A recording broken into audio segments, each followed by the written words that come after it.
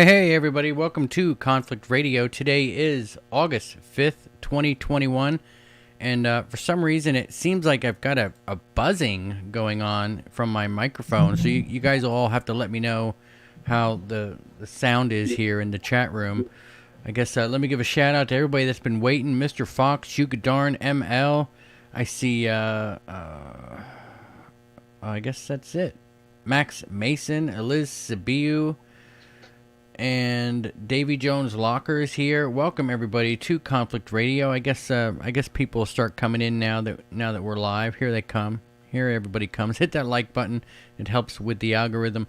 Today on the show we have Walter Bosley. He's going to be joining us. He was born in San Diego, California, and attended SDSU, where he earned a BA in journalism. He has been employed by the Federal Bureau of Investigation, is an inactive reserve officer in the United States Air Force, for which he served as a special agent of the AFOSI while on active duty, and then worked as a counter-terrorism operational consultant.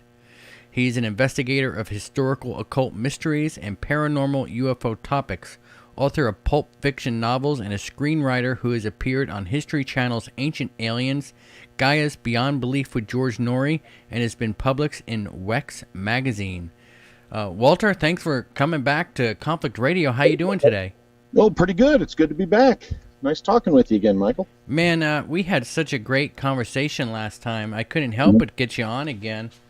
You're such a fascinating person to talk to, and I want to talk about remote viewing today, and we're going to start there, and I would imagine that we're going to branch into a whole bunch of different topics as we go through this. But I guess for everybody that, a lot of you aren't going to want to hear this because you already know what it is, but can you tell us exactly what is remote viewing?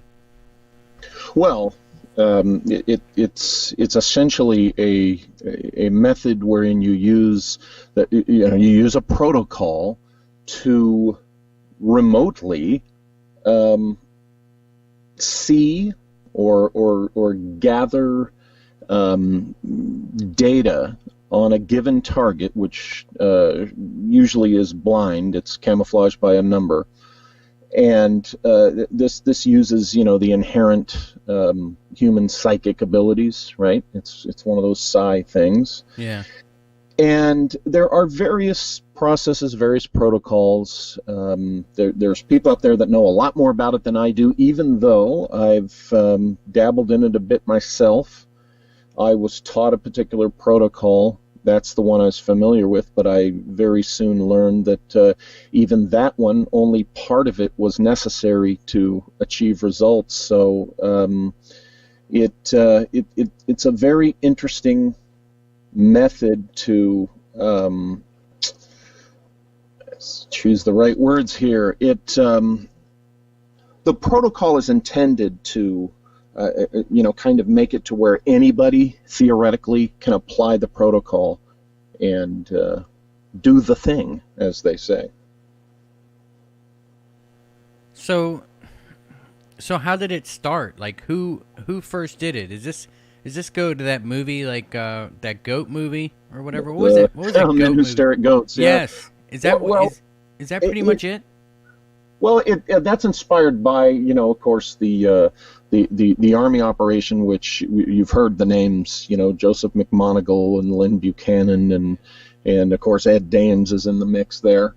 And that is a program that formally started in 1978. Ingo Swann and Hal Puthoff and Russell Targ and a couple of other gentlemen from SRI, they started to develop this, the history tells us, in 1972.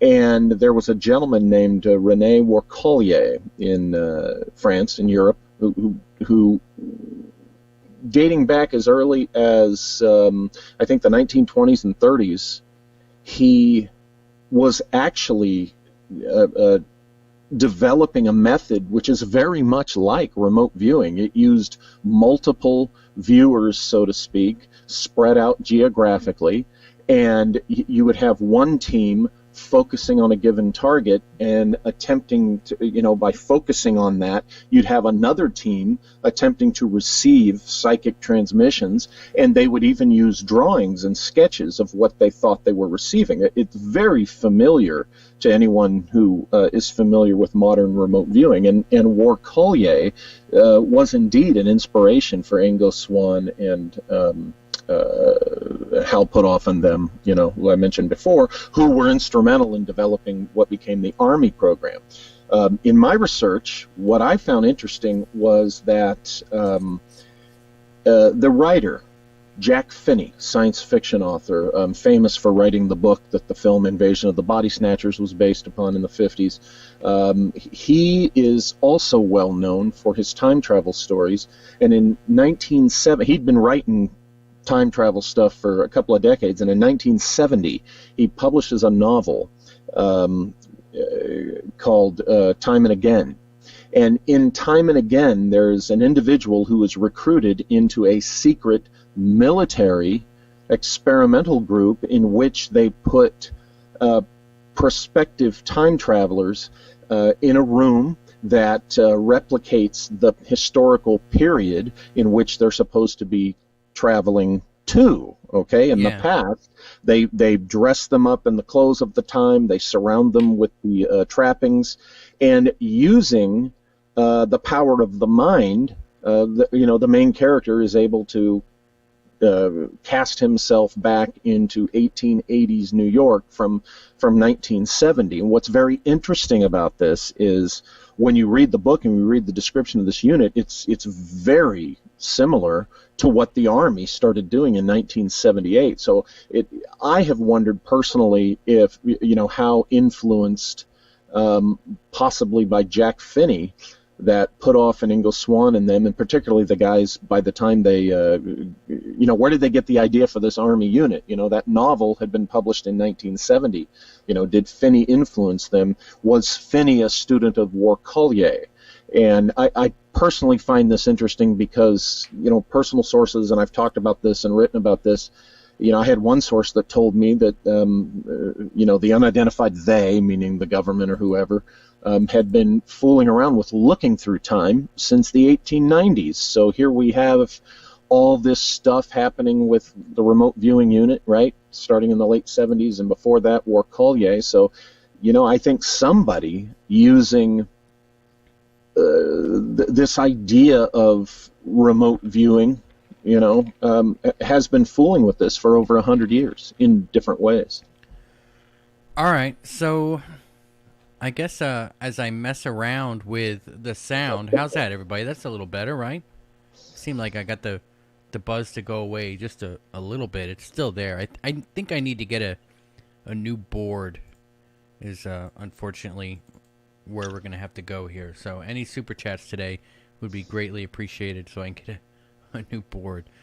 All right, so how do they know that they're actually doing something? How do they know that this is working? Well, there are multiple ways. For instance, part of the process, they can use an individual who can be physically located at or near the target. Okay, and that individual kind of works as an antenna, so to speak. They'll put an individual out there near the target, and the viewer is the idea is that the viewer is honing in on the target because that antenna is there, and this has to do with intention, right? Yeah. And whatever the viewer who is distant is describing or draws in the sketch, you have the human antenna there to confirm. Yep, that's what it is. That's what it looks like. So that's one way. Okay, that's an obvious way to confirm. Another way to confirm is if you use it in intelligence, say military intelligence applications. It's a very similar thing. Let's say you have a mole or a double agent working for you, near the target area, and you have the viewer do the RV thing and come up with data, and then you compare that to what your your local mole or double agent is actually reporting or seeing, and that's another way. It's similar to the antenna thing, but it's not using the mole as an antenna per se. There are other ways that you can be led to a site having previously remote viewed it, and this is something I experienced, which my experience with RV, it blows your mind at first. If you're doing it and it's working, it really gets your attention. You're amazed. And then what happened with me was I was doing multiple sessions every day for several months, and what I began to notice was it just seemed to, I don't know if it's because what I was choosing to view or whatever, but it just seemed to wane. And also the data that I seem to be picking up and describing, an associate of mine told me that I was remote viewing things on an archetypal level, which sounds very fascinating, but we still haven't had an extensive discussion for me to fully grasp exactly what he meant by that. I know what archetypes are and such, and when you deal with synchronicity, as I got neck deep into it during the Empire of the Wheel years, and it was actually remote viewing that started leading me to Empire of the Wheel stuff. Before I wrote the books or even heard of the mystery woman who I write about, Cora Stanton, I had done remote viewing in September of 2007.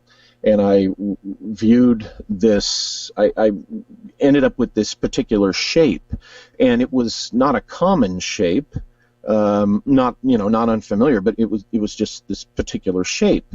And I think it was a week or a couple of weeks later, I was in a part of Riverside, California, and I was having to go check some records because at the time I was a background investigator.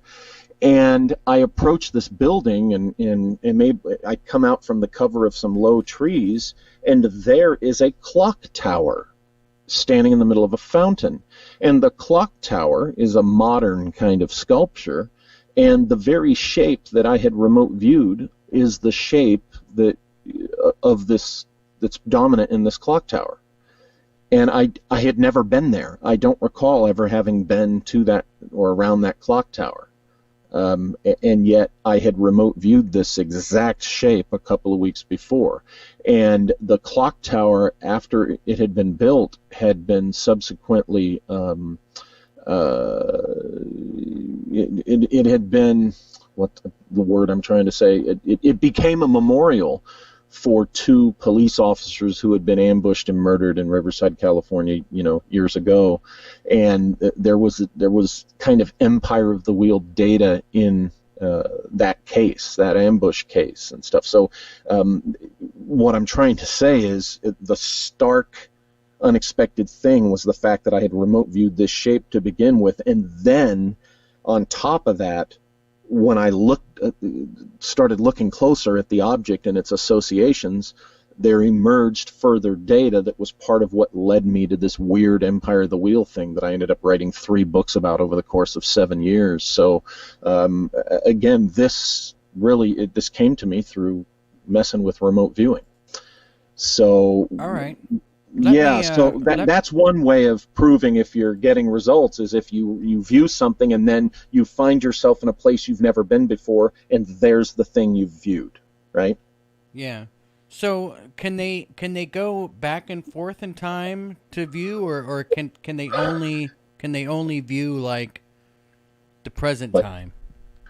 Well, my understanding is that McMoneagle and Buchanan, and others have said that, they've looked into the past and the future. That remember, they were given the protocol numbers, the blind targeting numbers, and which is the method I was taught was 2 4-digit numbers with kind of a backslash in between them, and this is just a blind target. What you're doing is you're doing your session on those numbers, and then that's revealed to you after you do your session, and then you compare. Well, when they would be given these protocols, and the number would be a geographical location, say 100 years from today's date, or 1,000 years in the future, or whatever the case may be.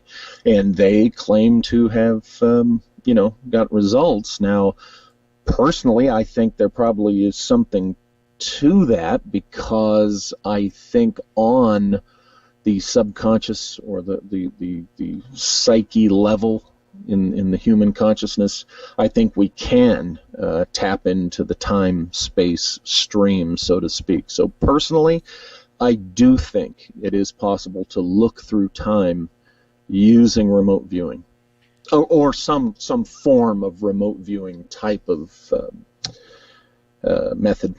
All right. What about different planets and stuff? Could you remote view Mars and maybe even go back in time on Mars and see if there was a civilization there?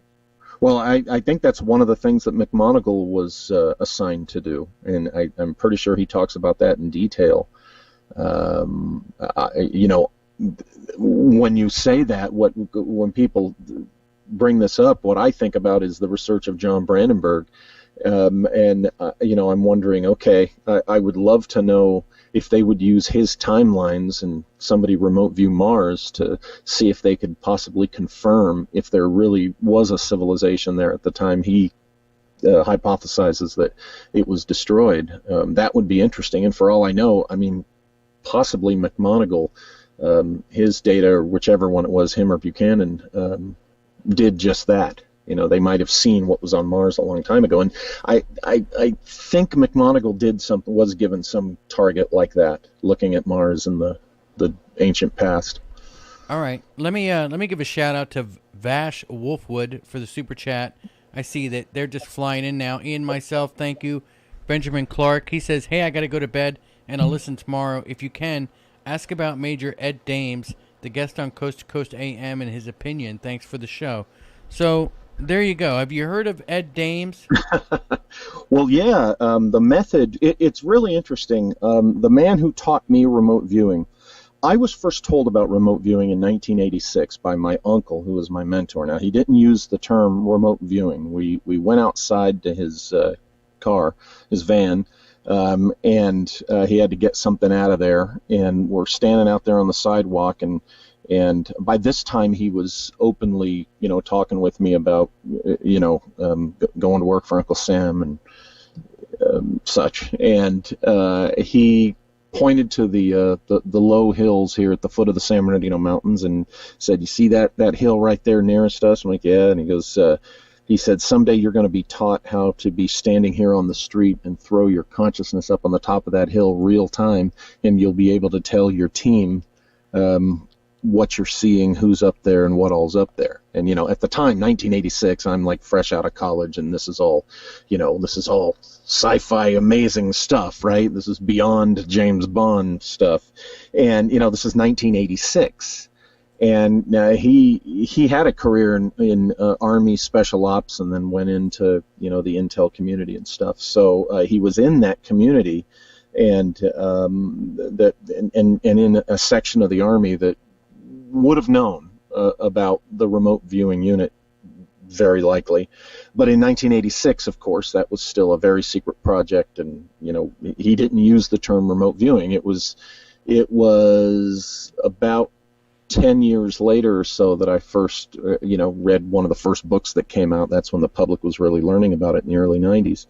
And I'm looking at this book, and I'm like, oh, hey, this is the specific thing he was talking about back then. Of course, in the intervening years, he had taught me all sorts of esoteric and the psychic tools and methods and such, and we'd had some very lengthy, wild conversations. But that's when I first heard about it. Now, I didn't get trained when I was, with the FBI or the Air Force, or when I was with counter-terrorism. In RV. This came after I left, working for Uncle Sam, and a perfect stranger called me one Sunday morning in April 2007 and said that a friend of his had heard me on an interview, and he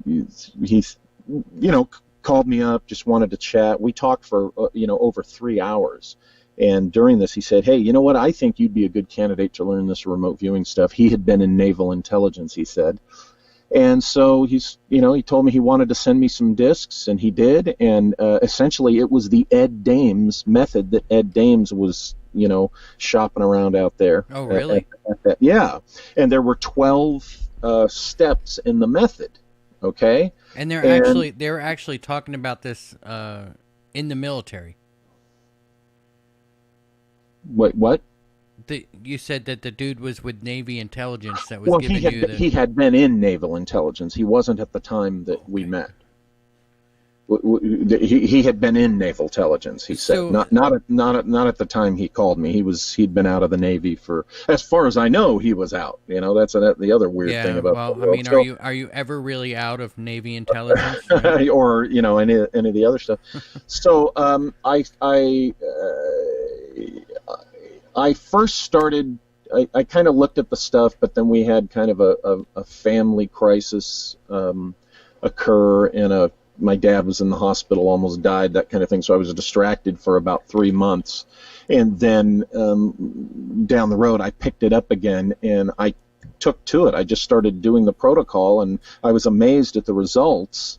Initially, right off the bat. Now, not long after that, I began to look, and I suspected that the exercises, the training exercises, could be gamed to where you think you're getting these amazing results, and maybe they're not so amazing, but it's just kind of a selling tactic. I don't know. That's another conversation entirely. However, what happened was, for me, I started getting this data, like the clock tower thing and all that started appearing in my day-to-day life. So I was getting these results that were legitimate and legitimately really kind of blowing my mind and freaking out people that I knew, because I when I was first learning, I would demonstrate. I'd have them pick the target and pick the numbers and put it in an envelope, and I would demonstrate this for them, and their jaws would drop. They'd say, yeah, that's what it is. And then they would show me, and they would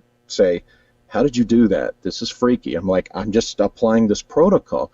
Well, eventually, after doing this for about 4 or 5 months, I realized, after the 4th step, everything is superfluous. It's unnecessary. So I told the guy training me, he said, after about step 4, he says, you kind of seem to be unfocused. And well, no, I'm not unfocused. It's just after step 4, everything's unnecessary. And that really disturbed him. That he said, no, that's impossible. You have to follow the protocol. You have to follow the protocol. What's interesting is, sometime in January of 2008, he calls me and he says, hey, I just talked with Ed Dames. I'm like, yeah. He says, it was really interesting. He was telling me that he's going to change the protocol because actually after step 4, nothing's necessary. And we laughed about that. I said, I told you. I told you. It's only the first 4 steps I found for me were all I needed to do it. Can you do it? Can you do it now, live on the air, or is it a process? Oh well, I haven't. I don't have the protocols sitting in front of me, but what are they? Could you tell us what the protocols are? Like, oh well, you can. I mean, they're out there in the world. They're not secret or anything. You start with you have the number, and the first step when you start the clock, because you do this on the clock. When you start the clock, you look at the target number, and then you do an ideogram, which is kind of a auto, that auto writing kind of thing. People have compared it to that, where you just let your hand make a shape with the pencil on the page, pencil or pen on the page, okay? And then you go through. What do you smell? What do you hear? Is there a texture? And you're supposed to do just what first pops to your mind. And if you're reading too much into it, that's in the AOL, the analytical overlay column, and you shove that to the side because that's you reading too much into it. And then after you do that, then you do this further paragraph. I think it's been a while since I looked at this.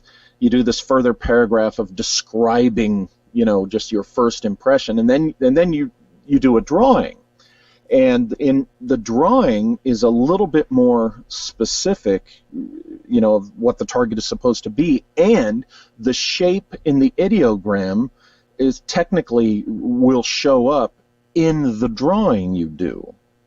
What I increasingly found was that wasn't necessarily the case. What I found was the ideogram seemed to always look like a pointed squiggle, whether the final drawing did or not. So and in the practice exercises, the targets they give you have these pointy shapes in them, so that when you do the pointy squiggle and then you see the pointy in the target, you go, oh my gosh, look at that.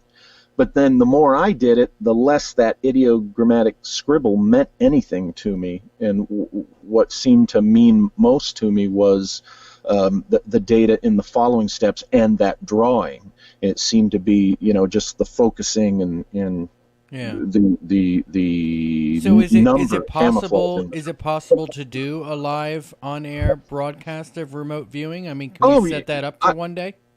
Yeah, I've done it. I did it. Do you know Don Ecker? No. Okay, Don Ecker, he's a UFO guy. He and his wife Vicky ran, I think, UFO Magazine for a few years in the early 90s and stuff. Don's been around for years. I did it for him once on his podcast, and I correctly identified the beverage he was drinking and the mug that he was drinking it from. I'll be honest with you, it impressed me too, because I was thinking more like we'd look at like the future of America or the United States. Do that. We could do anything, but he did that as an exercise. Yeah. He said, well, let's see if you can, divine, this, the beverage and the, I got some specifics, so that was a fun one, I guess you'd say. But yeah, you can. We could do this where you would pick some targets. You would, of course, I wouldn't know what they are. You would do the, we'd set it up in an email or beforehand, and you would just give me the numbers, and it'd be like start the clock, and I'd do it, and we would see what I would come up with. All right. Has you know who Corn Pop is, right? That's something to do with something Biden said, right?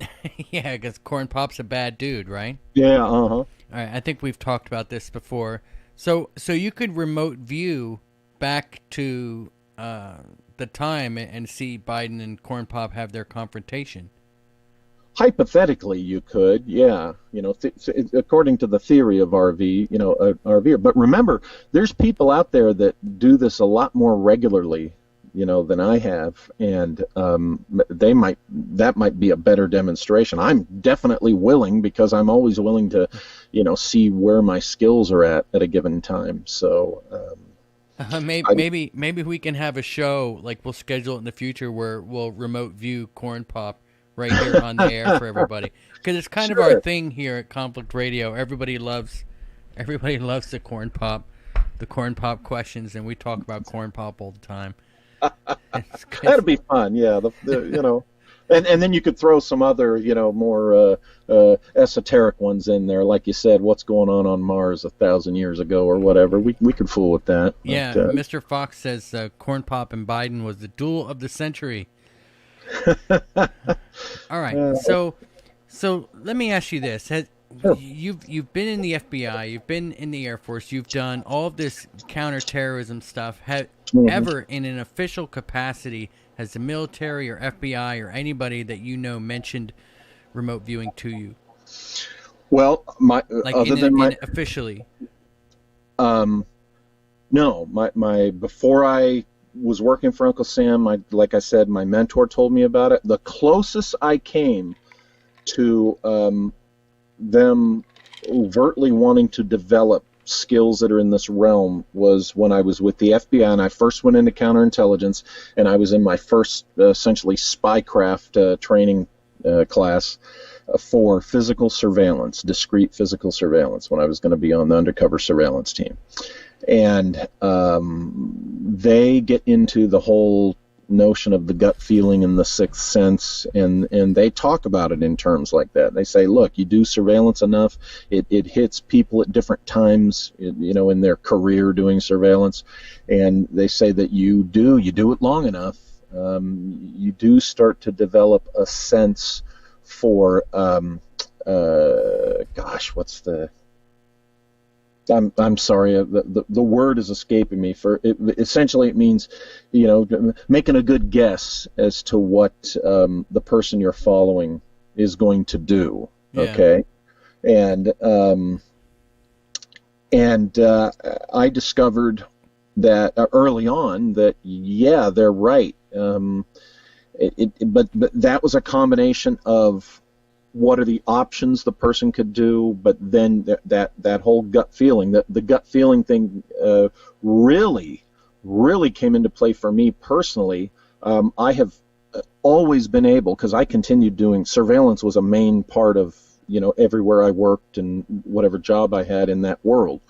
And I early on from that FBI job had this skill, this ability to tell when an activity that we were looking for or suspecting was not going to happen. Now, that can be annoying when you got a whole team of people out there and you got an airplane in the sky, to help with the surveillance and everything, and you got one joker on the team, saying, it's not going to happen. And I would always be right when that would hit me. And it would hit me, I would just know, and it would be early on in, that day's operations or a particular operation. I would just know it ain't going to happen, and it wouldn't. It's just really weird, and I always had that ability for knowing. It'd be more fun if it was the ability to be able to say, hey, it is going to happen today, right? But no, my weird gift was knowing when something was not going to happen. All right. Can anybody remote view? I think so. I'm very egalitarian with, I think all human beings have an inherent ability for these psychic gifts, and remote viewing as we know it, applying protocols and a method, right, a process, I think it was developed in that way for that very purpose, so that anybody theoretically could be taught to do this, right? You get someone assigned to a remote viewing unit, and, here's the protocol, here's the method, practice, and it's like developing a muscle. So yes, I agree with that outlook, and I do think anybody could do it. All right, let me just take a second here and give a shout out to Hero9269 for Abel. He wants me to say his name so that he knows that we're live. So there you go there. I also want to give a special shout out to Jersey Dolphins. Jersey Dolphins, welcome back to Conflict Radio. I've known Jersey Dolphins for probably 10 years? Something you've been following the conflict bandwagon here. So welcome back. I'm glad you've been able to re-find us. Bash Wolfwood wants to know, how does one distinguish imagination from remote viewing? That's where I mentioned before, when you're going through the process, they have that column, that AOL column, analytical overlay.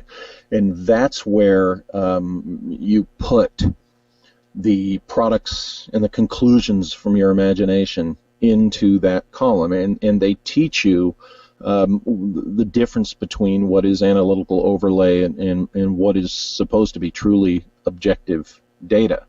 Now, basically how you tell is, for instance, I smell vanilla, okay? But someone might say, oh, I smell marshmallows. Well, saying that you smell marshmallows is that's coming from your own imagination. That's where you're assuming that, you equate that smell with marshmallows, so it must be a marshmallow. Well, you don't know that it's a marshmallow. You're smelling the scent of vanilla, right? Or you can smell something burning in a particular way, and it's like, oh, I smell wood burning. Well, the wood burning is the assumption, which is a product of your imagination, because you're trying to fill in what you don't know, and that is drawn from the imagination. When actually, no, describe, don't say wood burning, describe it. Describe what the sensation is that you think you're smelling, because it may not be wood in the final, reveal. Yeah. And so there's an example of, how you can identify what's coming from your own assumption, right? And what is the objective data. Now, the downside to this being used willy-nilly by, a lot of people because, it became popular, is I experienced a lot of remote viewers, people dabbling in remote viewing. They will fall victim to confirmation bias really, way too much. You shouldn't at all, but for instance, you'll get a group of people that from the get-go, the weird object or shape under the snow in Antarctica, by golly, they want it to be a spaceship that crashed there. So they do remote viewing, and they think the way, because, oh, look, I'm applying this protocol, therefore all their data is going to be objective, and, oh, wouldn't you know it, they're interpreting their data as, see, I was right, it's a spaceship under the snow or the ice. Yeah. I have seen remote viewing enthusiasts do that. Not the professionals, so to speak, that I've met. I became acquainted with Lynn Buchanan a few years ago, and a few of the folks that he has trained, and I've never seen him or any of those folks, do things like that. It's always the civilian enthusiasts, let's call them, in the community that will, fall to confirmation bias and use remote viewing, misuse remote viewing in that way. Thank you, Jersey Dolphins, for the super chat, man. Really do appreciate it. T. Nelso has a comment here that I guess they want me to ask you. He, she, whoever it is, T.O. Nelson says, I'm working on learning remote viewing via Farsight's protocol. I'm having issues understanding the target numbers and how they come to be and work. Regardless of protocol, I don't get the numbers. Any advice there? Well, I don't know specifically what kind of number symbology that Farsight is using. I was taught that the two numbers that are 4 digits each with the backslash in between these two numbers, and the numbers are supposed to be completely random. So as far as how Farsight selects their numbers, I think you can probably contact Lynn Buchanan on that for further clarification, because I think Farsight's his thing, right? And but whether it's associated or not, I would contact Farsight and just ask them, hey, I'm not clear on the number issue, but that's my understanding. Is it's better to have the person who is giving you the envelope with the target in it for them to choose the numbers. You do this enough, you're supposed to be able to write out a target yourself, then give it a number, and then remote view it yourself. But to me, the real test would be the blind test, right? You could write out, let's say, 20 targeting objectives, right, of different subjects or whatever. Okay. Have them on file, put them in a box, and then have another individual select one and you don't know which one they're selecting, and then they randomly put the numbers on there. Then you're getting a blind RV session there. But I would ask Farsight to elaborate on their particular number system. Okay. For clarification. All right. So, I guess let's get into what. First off, let me ask you this first: is remote viewing kind of the same as accessing the Akashic records? A lot of people see, I think, the basic function as like that. It's very similar to allegedly accessing the Akashic records. You're using the consciousness to tap into something that is outside your own person, that's out there in the ether, to use an old term. So it has similarities, but RV being more formal with the protocol, I think has some things built in that theoretically, ideally, make it more verifiable than just somebody saying, alas, I am tapping into the Akashic record and here's what I see, take my word for it. So there's your difference as I see it with RV and the claim to tap into the Akashic record. Is one is more verifiable, hypothetically, than the other. Okay. And what about intuition? Does that have anything to do with it? I think intuition is a very real thing for human beings, and it's certainly in the realm of what what you're using to remote view. I think it's in the realm.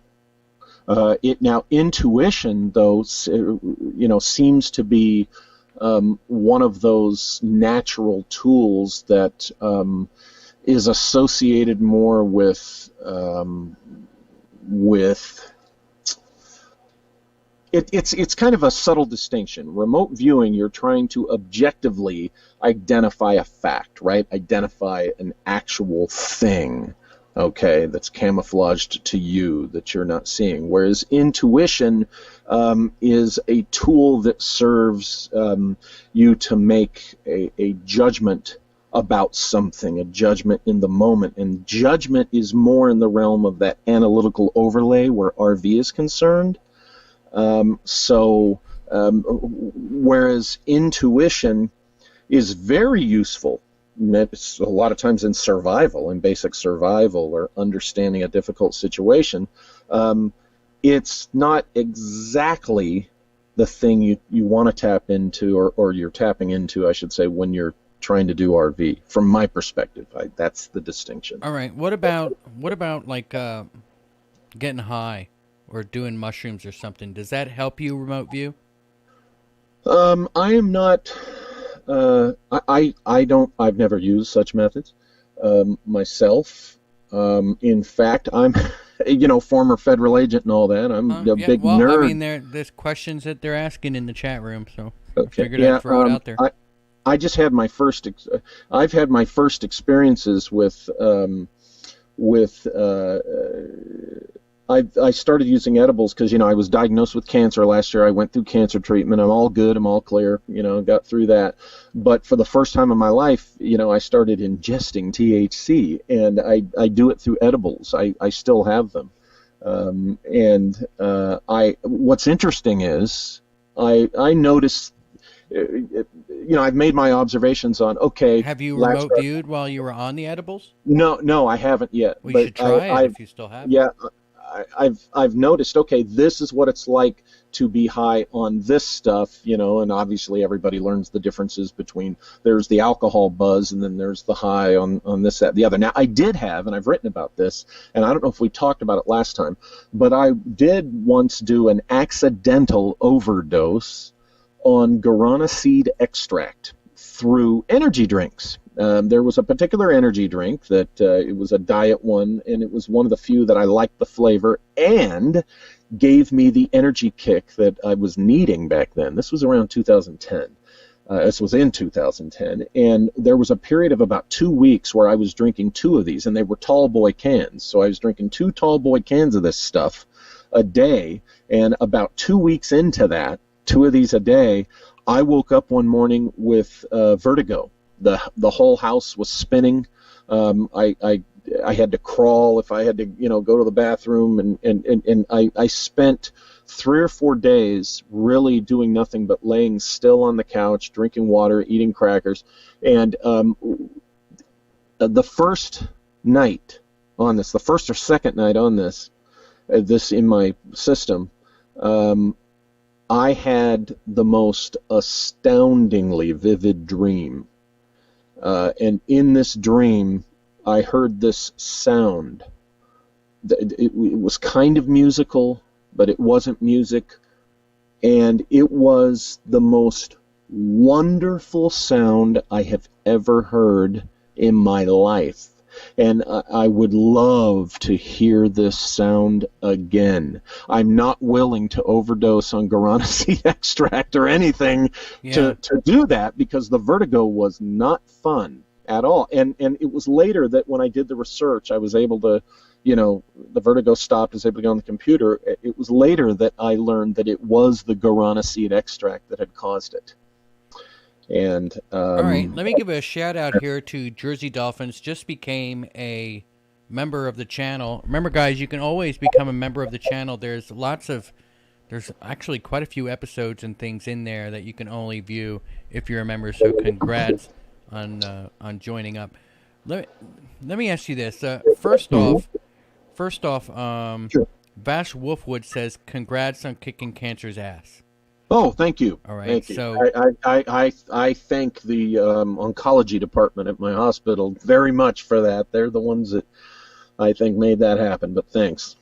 Now let me ask you, because you've had cancer, obviously. Now did you notice that when you had cancer, you were, I guess, did it affect at all your remote viewing abilities? Like, were you not able to remote view with it? Were you able to? Was it better? Like, did it affect you, I guess, in the ability to do something like that? I didn't try remote viewing, during that year, last year when I was dealing with that. I was having, because I would sleep a lot, and it would be a very deep sleep. I was having some interesting dreams. I've had a lot of my psychic and weird experiences have come through dreams, even years before I ever learned or heard about remote viewing. And I don't see where it would, but it would have anyway. But that's an interesting question, because you have to wonder. You got this stuff pumping through your body, and you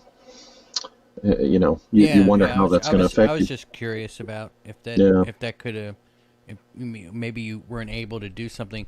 Everybody hit that like button. I see that there's a ton of people in here. Barry said, ask about men who stare at goats. And Barry, you're going to have to go back to the beginning of the interview. We talked about it at the very beginning. So let me ask you, Walter. What have you seen, or what have you heard from people that do this, that about the future of the world, our country?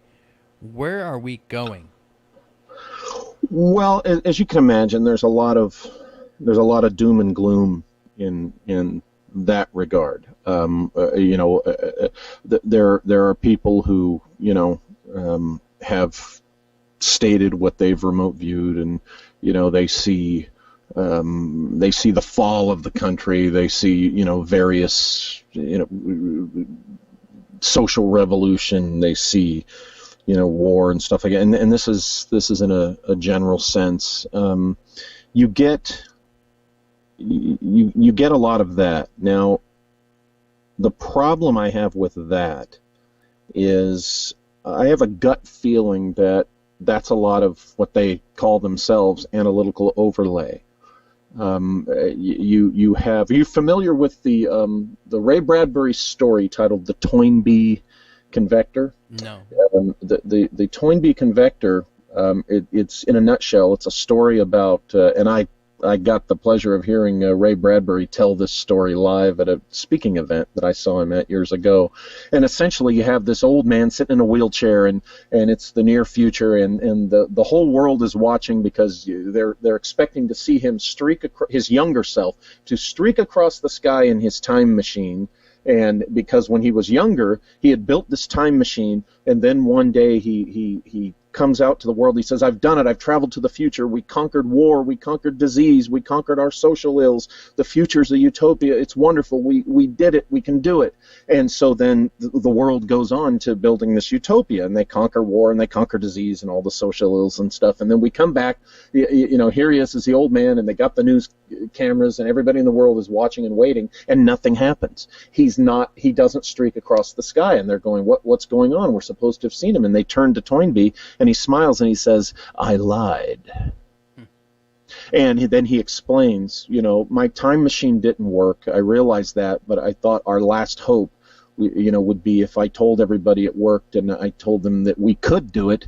And you see, proved out that, by believing we could do it, we did do it. So some of these results we hear that are doom and gloom, I think of that story, the Toynbee story, and, I wonder if, because quite frankly, there's a lot of people that just, because of our times and because of the things that, legitimately so, people are worried, and things could go very, very badly, but, I don't think we should go into the future being hopeless and in despair and doom and gloom, and there's no chance. So when are they seeing the wars? I mean, is it like a well, year from now, you like have to, 20 years from now? What? Well, yeah, that's my understanding. You'd have to look more, at their specific, results and claims. But my problem is, my point with it is, how legitimate is what they're seeing? How much of what they're seeing is being tainted by their own particular worldview or philosophy? How much of their sessions are actually products of confirmation bias? That's the problem that I have with it. All right. Can you tell us what you've seen? Well, I've never done that. You've never tried to. I've never attempted to remote view the future. Oh, okay. All right. Let's see here. Let me scroll up a second. Distortion of Reality wants to know, can you ask Walter if remote viewers can detect health problems in others? I could see where I think some have done that. I think Lynn Buchanan, that's part of what his group and people he trains look at, and I could totally see where it should be able to work, because, think about it, you're given that blind target. It could be an individual's lungs or an individual's, whatever, their heart or whatever, and then you're getting the objective data, right? And that objective data should reflect things that a doctor, a cardiologist or whatever, whoever would recognize as such. And then, of course, in your summary and then in your drawing, I mean, it'd be really interesting, because perhaps in your final drawing you would actually be drawing, say, some organ with a tumor in it, or a problem with a valve in somebody's heart or something. So I would think that a medical application would be very practical with this. So do you need to be a good artist to remote view? Like, what if you can't draw? Oh, well, you don't have to be. I mean, naturally, if you are, that helps a lot. It can make your drawings better, but I think because of the nature of what those drawings are and the nature of the protocol and the objective data, you don't really need to be a great artist, because what you're going to get it suffices. It makes the point. All right. Because sometimes a really good artist might, the creativity factor might come in to cause that analytical overlay where assumptions are made. Yeah, I mean, I'm a horrible drawer. I have the worst handwriting. I could just imagine, like, me going through all the trouble to remote view, and I'd look at my picture afterwards like I have no idea what that is. Yeah. Vash Wolfward asks, Walter, have you noticed any connection between the frequency of deja vus when practicing remote viewing consistently?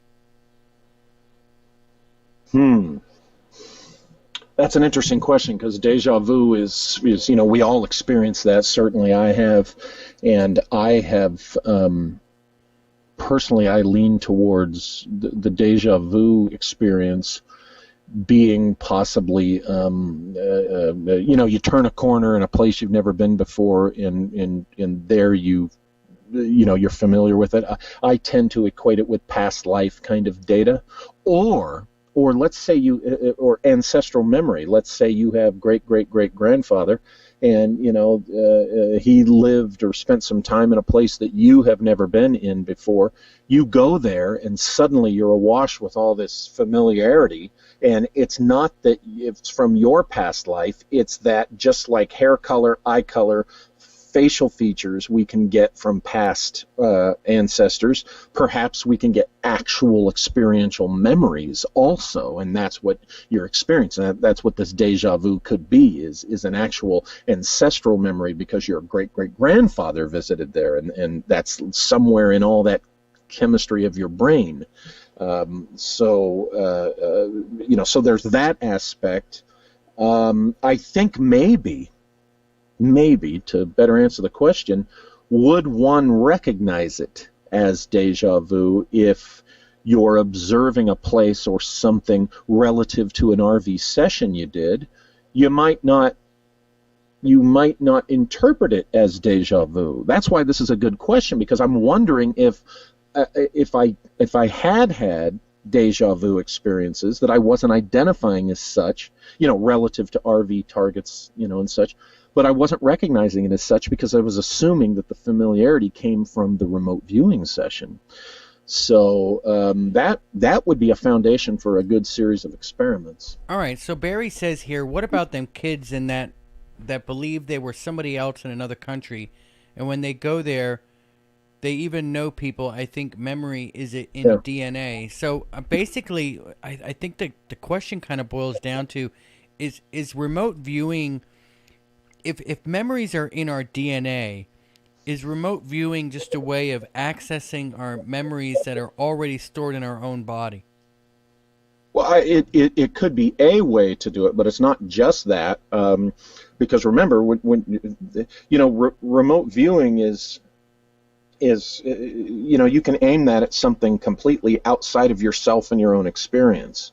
So I could see you directing remote viewing protocols and method to something that could be an actual memory or event from your life, but it's kind of a separate thing from, I think, what they're asking or describing. All right, T. Nelso says, yes, Glenn's people do detect physical bodily ailments as well as mental and mind states. I may be wrong. I'm newish to their work and may be wrong, but I think Glenn may have just beaten the sea as well. So that's good to hear. I knew that they were able to, and that's what made me think that, is they have for years been able to kind of divine, so to speak, RV the mental states. Absolutely, the psychological, the psychiatric stuff. Yeah. So I thought they were able to do they were aiming at the medical stuff. Now remember, I'm not associated with, I'm acquainted with Lynn Buchanan. I've visited his home on more than one occasion. I've had the honor of having some lengthy one-on-one conversations with him about some stuff. He did confirm to me directly a suspicion that I had had for years, that when I was in a training program for the FBI, our group, they, instead of training us in language at DLI, which is in Monterey, California, they said, oh no, we're sending you to an annex of Fort Meade.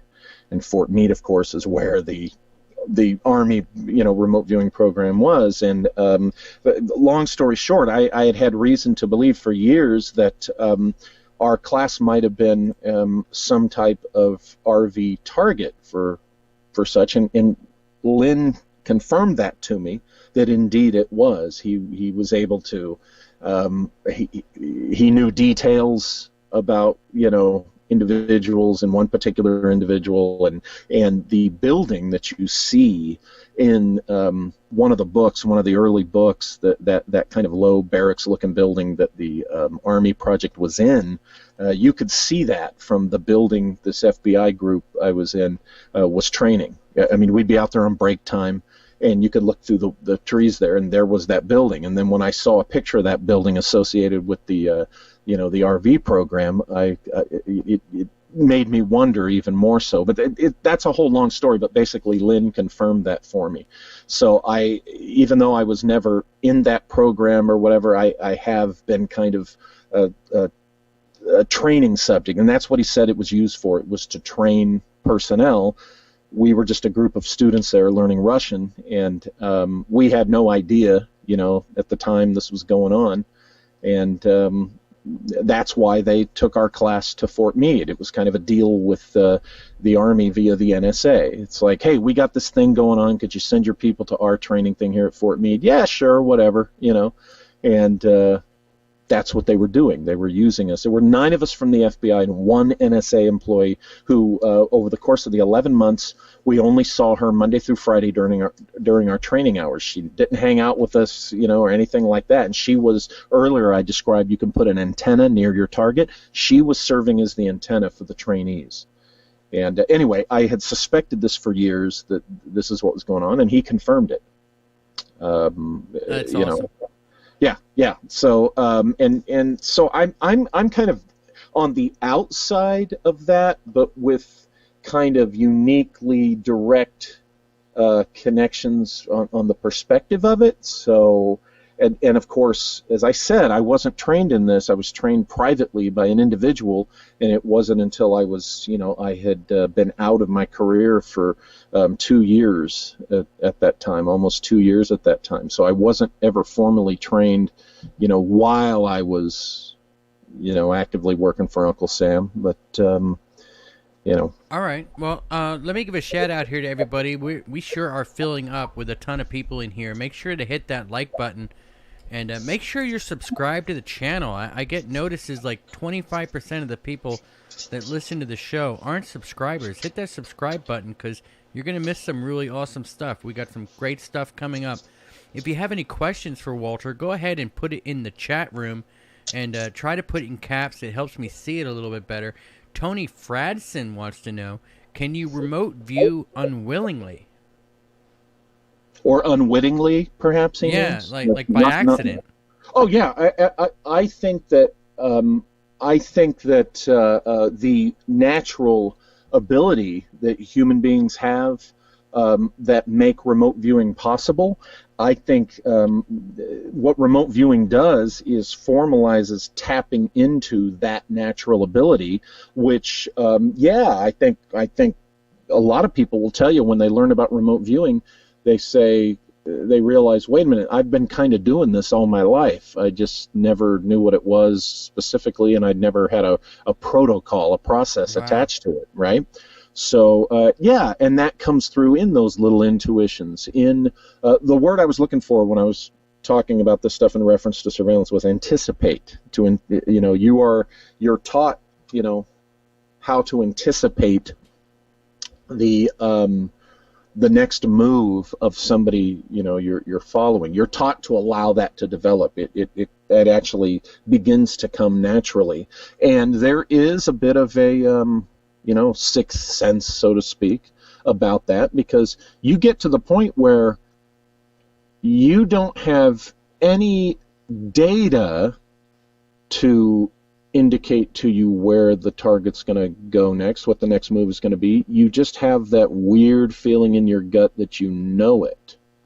Okay? Yeah. And or if you're following somebody and you're trying to identify who another person is that they've been, either committing espionage with or meeting or whatever, a complete stranger, sometimes you get the weird gut feeling when you've found that person. And they're standing there doing nothing overt, there's other people around, but there's just something about the particular individual. You get that weird feeling that that's the guy, that's the unknown subject, the unsub that we're looking for. And when you turn out to be right, it's just kind of a weird thing.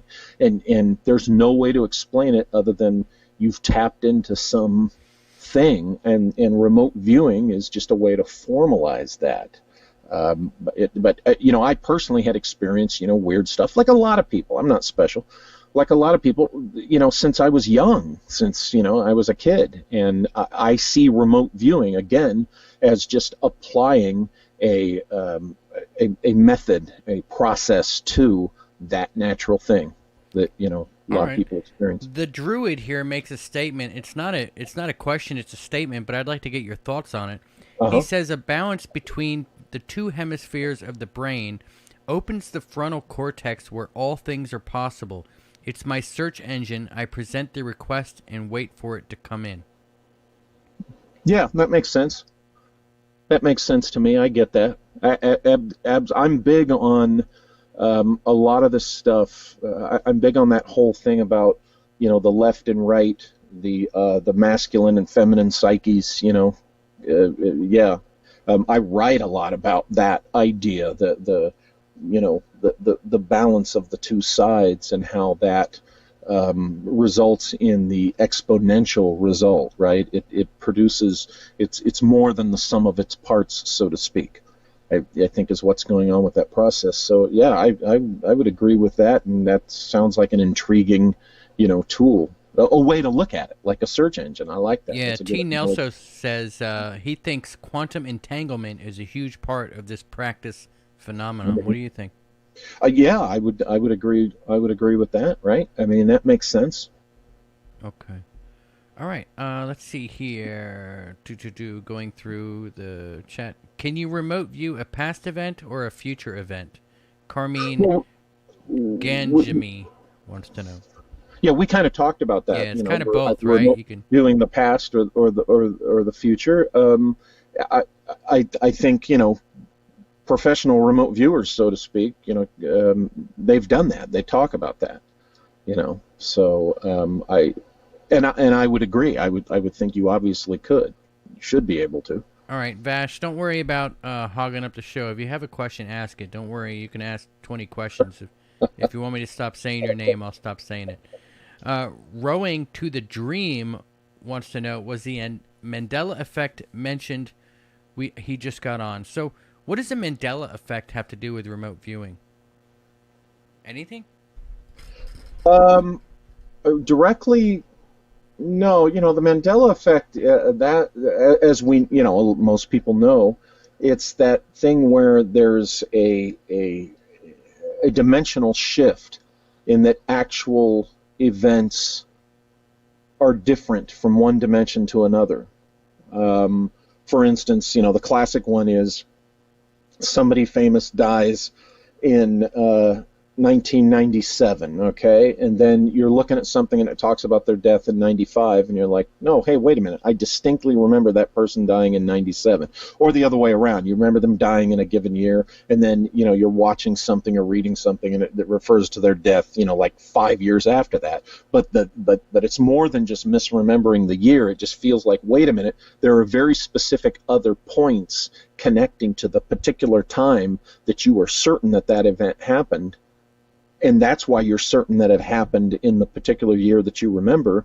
And yet, with the Mandela effect, here it is, a bunch of other people remembering it as, no, that was 5 years later. And that's part of the whole thing, is you have another part of a demographic or a population saying, no, we remember it. It's like the movie Interview with the Vampire. Okay, now from my perspective, the book title dating back to the 80s and the movie always was Interview with the Vampire.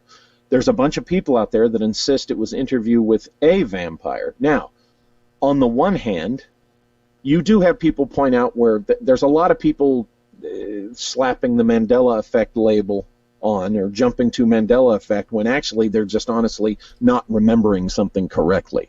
The difference, like I said, is if you could point to an example proving, for instance, with the Interview with the Vampire example, if somebody were to pull out their old DVD or VHS tape and it has a instead of the, it's like, see, look at this. I clearly bought this in 19 whatever, and it's or even a copy of the book, say, dating back, to the 80s, and it's instead of the. So that's interesting, like the whole Mandela effect thing. But as far as that relates to remote viewing, could you remote view into another reality, into another dimension where things are different? That'd be one hell of an experiment. And again, I wouldn't be surprised if Joseph McMoneagle and Lynn Buchanan have done that already, years before. Again, I'm trying to think immediately, how would you set up the, how would you, because it's not just the numbers that you slap onto something, you have to word the target objective in the right way. And I'm thinking, okay, how would you word that, because if you just use the words another dimension, there could be multiple dimensions. How do you know you're getting data only from one particular other dimension? What if you're getting a bunch of data from several other dimensions? So I would say that you would take something that there's a contention over it being a product of Mandela effect and remote view that. For instance, somebody should remote view the whole interview with the vampire versus interview with a vampire, okay, and see what they get. That's how I would conduct that experiment regarding that. All right, R.D. Stevens has a good question here. You know about shadow people, right? Yeah, basically, yeah. Could a shadow person be a remote viewer? Possibly. The shadow person could be the manifestation of a human consciousness, projected into that location, right? So, yeah, I think they very well could be that. That's fascinating. I've seen two shadow people. I wonder if people are I wonder if people are remote viewing me. Yeah. Right? I mean, it could explain a lot of, what people think are ghosts, in general. And also, if you're looking at, ghosts from the perspective that you're not seeing, this, this dead, spooky spirit thing, what if you're just seeing, through the veil of time, separating your time from, say, the Old West or, 16th century France or whatever when you're in a museum, and what you're actually doing is you're seeing through time into the past, and the person you're seeing, although in your time they're dead, but as you're seeing them, it's when they're alive. That could be one of the things that is relative to what you're doing when you're remote viewing, right? And that unwitting remote viewing. Maybe your consciousness has, the veil has gotten thin, and your consciousness, the extension of your consciousness, has passed through the thin part of that veil, and you've locked onto something. And so, therefore, your mind is doing what it does when you're remote viewing. That's, a very... what would be interesting is when you take these stories of like the ladies at the museum who saw someone from the past, that's in a lot of books and stuff, but you take these weird instances of these stories, or like Judge Crater's disappearance, or, the famous stories, right, of weird things, and remote view those episodes. That would be interesting to see what you come up with, or if you can tap into whatever it was they were tapping into when they saw, these ghosts in a museum or Versailles or whatever it was. Carmine wants to know, has a remote viewing target ever confronted you while you were viewing them? No. I don't recall ever remote viewing a person. In fact, I've never remote viewed a person. That's something that I would not do. That's something that I don't. I personally, that's unethical to me. Okay. All right. Well. Now, unless they're aware of it, they're witting. They're saying, "Hey, remote view my heart or whatever, my health, right?" Like my cup and what I'm drinking or whatever. Yeah. But that was the object. That wasn't the person. But I would never. I never have, and I never would remote. So it's a different. So if you're remote viewing, and say for instance, like that live show you were talking about, you're remote viewing the cup. Would you, and what he was drinking? That's what you're focused on. Is all you see is the cup, or do you see the desk? Do you see the room? You know what I mean? I don't see a picture of anything. What I get is the descriptor, just like the protocol says, you get these descriptor words, and then it's this impression, and then you draw what your descriptor words and your written impressions were, and then what's uncanny is through those descriptor words, and then in addition to your little paragraph of description, and then the sketch you do from that, is where you get the image of what the target was. But I don't get a picture in my head of the actual thing. I mean, you have to draw it out. Yeah, you have to draw it out. And that tower, that clock tower I told you about, it was so blatantly the thing because it was such a unique thing that I had picked up. So that's why it was so stark. It was because there was no ambiguity about it at all. I had remote viewed that specific object, and I'd have to pull out to tell you what the exact wording of what I thought I was remote viewing when that popped up. When that came through, I should say. All right. Yeah. Well, this is a pretty interesting conversation, and we've really gotten deep, I think, here. DJ D says, with string theory, some say they have discovered 11 parallel universes. Couldn't you aim to visit universe 2, 3, etc.? And before you answer that, I just want to say there's got to be more than 11. It's probably indefinite the amount of parallel universes there are. For every little thing that could be different, there's a parallel universe for it. That's what I think. But right. I would agree with that. And also with string theory, hasn't that been kind of, no, I don't want to say disproven, debunked. But debunked or whatever. That's not the thing anymore. There's that's what my wife says. My wife says string theory, forget about it. Don't even pay it any attention. Yeah. So, these are the kinds of things that fascinate me. That actually, to be honest, these are good questions. These are things that although the topics fascinate me, I've never, used them as a subject of remote viewing, which I haven't done a lot of in recent years. But I've been wanting to dive back into it, and you guys are giving me great ideas for things to, just dive in to do. Possibly interdimensional things and such. Now, going back to remote viewing people, now, if as an investigator, if someone were having me remote view the actions of someone who's a suspected criminal, I would have no trouble doing that. Or a missing person, like a missing child or a missing person, I would have no trouble with that. As a matter of fact, I stand corrected. The one time that I was asked to be a part of a group of remote viewers, remote viewing an individual, was the Natalie Holloway case, if you remember that, the young lady who disappeared while in the Caribbean, and they never did find her body. There was a group, the guy who taught me remote viewing, who trained me in it, he had pulled a group together, and they were doing various things, and there was an example of that's the one time that I did remote view a person, and we were trying to locate her, and what I ended up, my analysis is that I through my remote viewing, I think, this is hypothesis, but I think her remains are in kind of like a lobster trap. It's kind of a large oblong, box-shaped thing, right? And that probably in like a lobster trap, and I was getting it partially buried under the sand, and I got the flag of, I believe it was the flag of Barbados.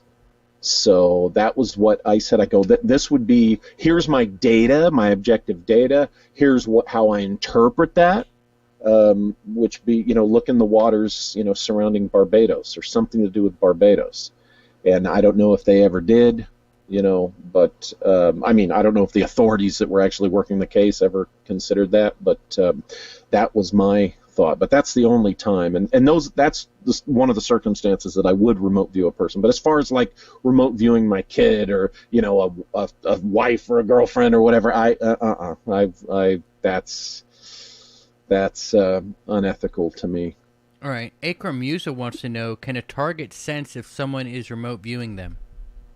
I would think you might, right? I mean, when you get that weird feeling that someone's watching you, but you don't see anybody watching you, why not, right? And if you have an experience with shadow people, for instance, you're having that experience. If that really is somebody, say, who's remote viewing you, and you're seeing that shadow person, then there you go. There's an instance of possibly yes, answering that question. But I would think, yes, with the amount of shadow people are reporting out there, if it turns out they are remote viewers, man, there's a lot of remote viewers out there, because there's been a lot of cases of shadow people.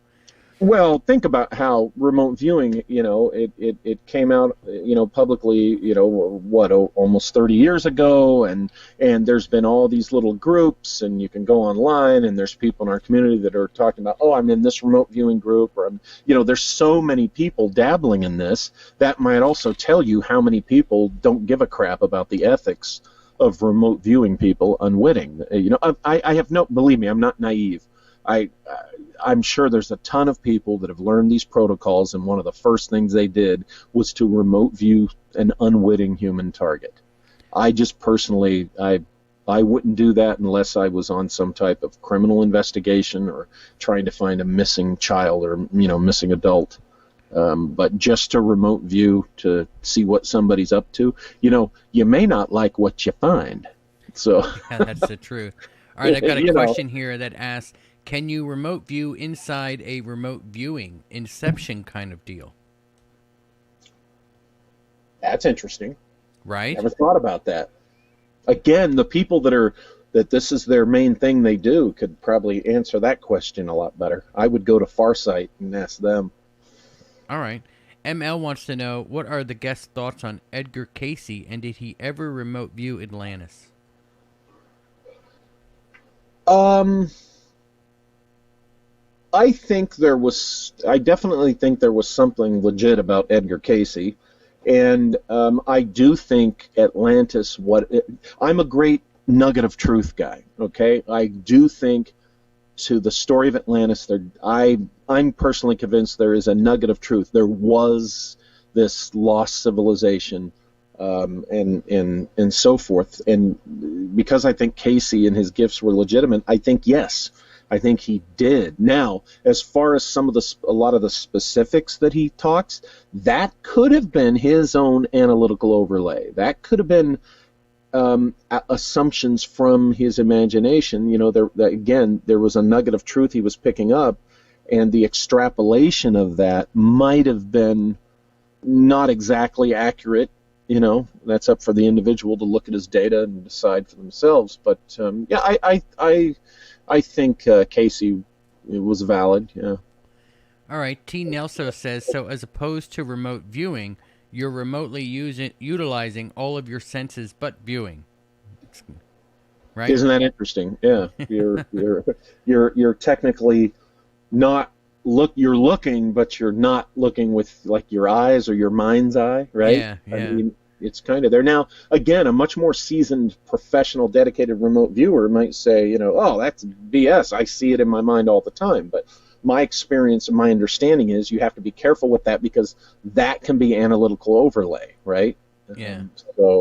Now, in my new book that I released, there's a thread of speculation, a thread of data that I pulled, and I present my hypothesis and speculation that that whole thread and hypothesis was a result of remote viewing that I did and applied to Juan Cabrillo. Because Juan Cabrillo's body was never found. His remains were never found. So I did a remote viewing on Juan Cabrillo, and what I came up with resulted in my analysis that it was the flag of a particular clan of samurai in Japan, and I think Cabrillo ended up in Japan.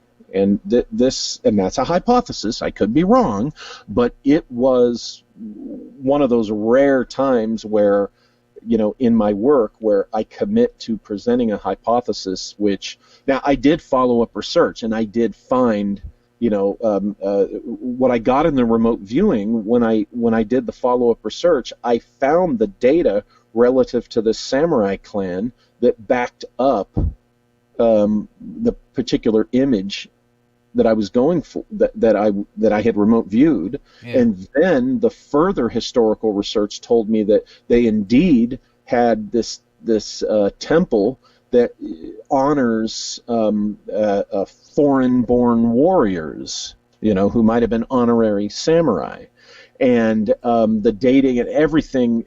I try to back up my speculations with available historical evidence, but that thread was a product of a remote viewing session I did, and until I learn other data to prove otherwise, I stand by that. And that's I don't usually, if ever I remote view something, Is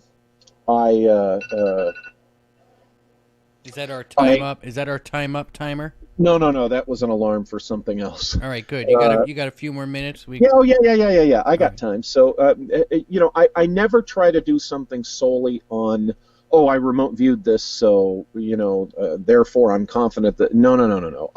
If I remote view something, then I want to try to back it up with as much historical data or documentary evidence as I can.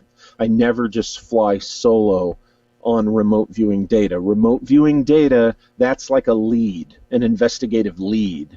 But if I find no evidence or anything to even support the speculation, I won't put it out there, as a legitimate of, oh, look at this, and I think, this is true and real. If all it is the pure RV data, I wait until, I can back it up. So anyway, can you remote view dreams or somebody's lucid dream or night terror or sleep paralysis or something? Again, I don't see why not.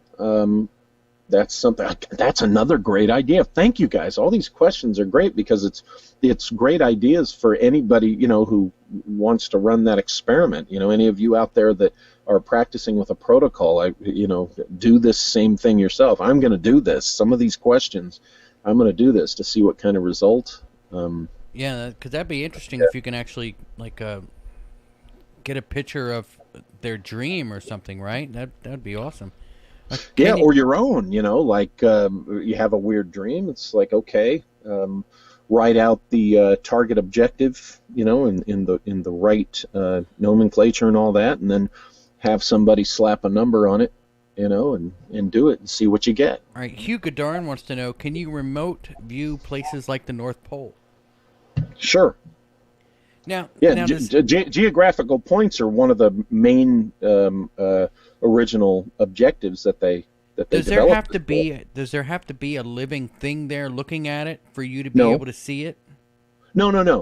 That's just one tool that was developed and has been used. Which can help, but my understanding is it's not necessary because McMoneagle talks about being given targets, on the surface of Mars, right? And as far as we know, there was nobody up there. There's somebody up there not looking at it. That's right. All right. Okay. So here we are. Let me fly through. Boo. Have you ever remote viewed something that has frightened you? Paul Beska wants to know. Not that I can recall. All right, so you were never scared while you were remote viewing? No, not that I can recall. All right.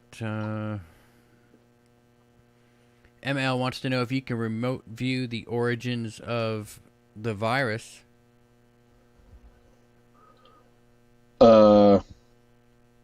Yeah, I'm sure you could. I think we know already, but yeah, so do I, right? Yeah. I mean, it's pretty obvious, I think, where that came from. Mm-hmm. Let's see. I'm scrolling through. All right, well, I guess I'm all caught up on questions. We never even got into Project Blue Book or Project Merlin or any of that other stuff we wanted to talk about. We're out of time already. Oh, hey, well, there's the reason why we should plan on doing this again. Yeah, well, we love having you on, man. I definitely want to do a show on Project Looking Glass and Project Merlin and that kind of stuff. Can you give us a brief idea of Project Merlin, and we'll cover that next show? Well, remember that again. It's something that was out there a few years ago. If a lot of people, I'm sure, recall, but the Merlin project was the thing where they had this computer program algorithm or whatever that was predicting all this stuff. And it was kind of interesting because they were claiming this success rate. The actual success rate wasn't as high upon examination that other people did. And then, of course, my recollection is after the 2016 election, which they drastically got wrong, it kind of disappeared. So it was one of those that I think had some interesting results. And Looking Glass, of course, as such, the problem with that, as I was mentioning before, is the source of that is Bob Lazar, who I put absolutely no credibility in anything he says. So, All right, you know, well, take that as a grain of salt, everybody. I think there's a nugget of truth in the ideas of people doing the things that these things allegedly do. All right, Rowing the Dream says, yes, Project Merlin and Looking Glass. Thanks. This show has been very interesting. All right, awesome. So that's it. So before I'm gonna, when we end the show, hang on, and we'll get you rescheduled before you hang up. Okay. So just stick around till the show's completely over, and you and I will talk a little bit. I guess that's. Oh, here we go. Here, I got one more question for you. Akram Musa wants to know: can a target put some protection against remote viewers? Yes. What can you do to prevent people from remote viewing you? I was taught a method of imagining yourself sealed up, like within a container or some type of protective barrier, and to imagine bullets, for example, coming in from all directions and being deflected by that barrier. And there's also, when you want to get your mind off of the assumptions you're making, the analytical overlay, there's, you can kind of dismiss them, and then when you cut off your remote viewing, you can, it has to do with the concept of dismissal. You can dismiss that. You can actually use that word, and I have augmented the bullet barrier method with the using dismiss, and that's a method I was taught. Now, whether it works or not, you'd have to ask the experts. My understanding is, Buchanan and McMonagle and those guys, they know how to breach any of that. So, wow. All right. Well, why don't you tell everybody where they can find you? Okay. I of course have the Walter Bosley channel at YouTube, where I talk about things, present things. We try to have a little fun there as well. My books are only print on demand, only at lulu.com, lulu.com, and they're good quality books, and they're worth the wait. You get a physical book, but only at Lulu, never at Amazon. All right, and everybody, the links are down in the description box below. Check out his YouTube channel. He does have a really interesting YouTube channel you guys can go over and subscribe to. I want to thank all of you for the super chats, and Jersey Dolphins for signing up to be a member, also with the super chat. Thank you so much, everybody, all of you, Paul Beska, my mods, and all of the mods in here. I hope Blue Chicken's okay. I haven't seen him for a while. Remember, we have a Discord. The link for the Discord is in the description box below as well, if you want to join our Discord channel. Let's see here. Hugh Godarn is getting inside a cardboard box. That should be enough protection for me, he says. So good luck with that, man. And hopefully that cardboard box will protect you. Remember to like the video. It always helps with the algorithm when you like it. Make sure you're subscribed to the channel. We have a lot of listeners that aren't subscribed. I'm really surprised. The 25%, that's a lot. So make sure you subscribe to the channel. It really helps us out. And I guess that does it for us this week. We're done. I've got to actually work a real job Friday and Saturday, and then hopefully I'll get somebody on here on Sunday. Otherwise, we'll be here on Monday. And until next time, everyone, batten down the hatches and be safe.